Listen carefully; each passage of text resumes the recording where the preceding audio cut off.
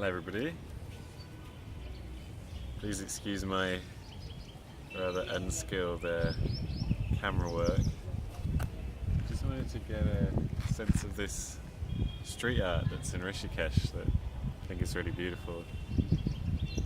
And it's just another random thing in this city that you wouldn't expect, but here it is. I think what I want to talk today about is something called the curse of knowledge and the arrogance that comes with knowing something, and this attitude that once you kind of understand something, it's very easy to just be like, I got that, and to shut down people who are trying to explain something to you afresh, which actually really limits your ability to learn. And I think I'm thinking about it because my current accommodation right now is an ashram, and it's called Anand Prakash. I'll provide a link in the description so people can have a look at what it's like.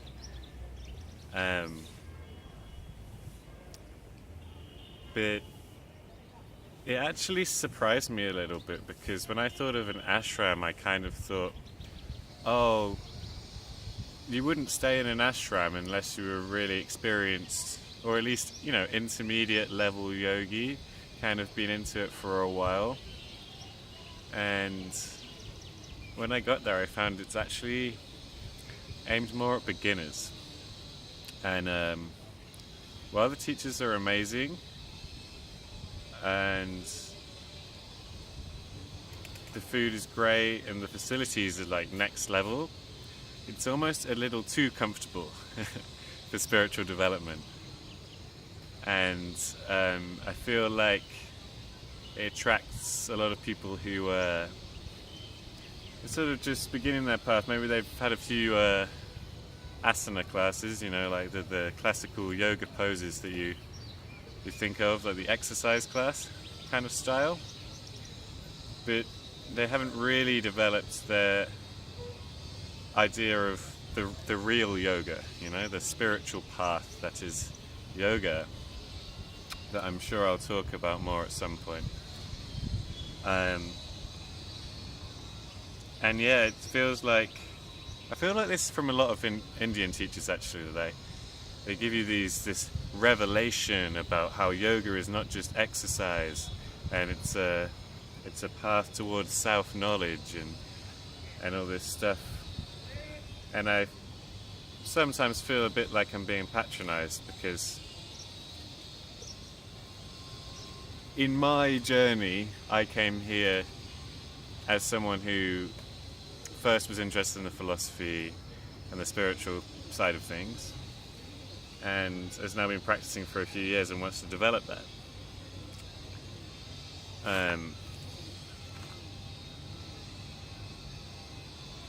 So it's easy to come in from a place of criticism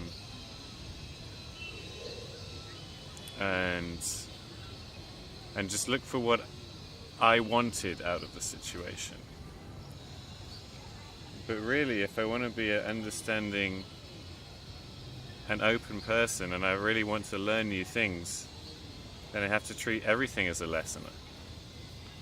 And I can't just go in being like, oh yeah, I've heard of mantras, and I know about pranayama, which is like the breath control. I'm aware that there's deeper aspects to yoga than just doing some stretches and balancing on your head. And I could easily just, because of the gloss and because the facilities are somewhat more luxurious than they need to be, I could easily waste this experience by looking down my nose at it. But really, what the more appropriate thing to do to get the most out of this experience is to just stay for 1 week rather than 1 month, when I know it's not where I need to be, right now, but I can spend this last week enjoying the luxurious facilities and helping other people who are new to it to practice, use the facilities to do my own practice, enjoy the classes for what they are, enjoy the chanting sessions, chant for myself, not just because I'm being told to chant, you know what I mean?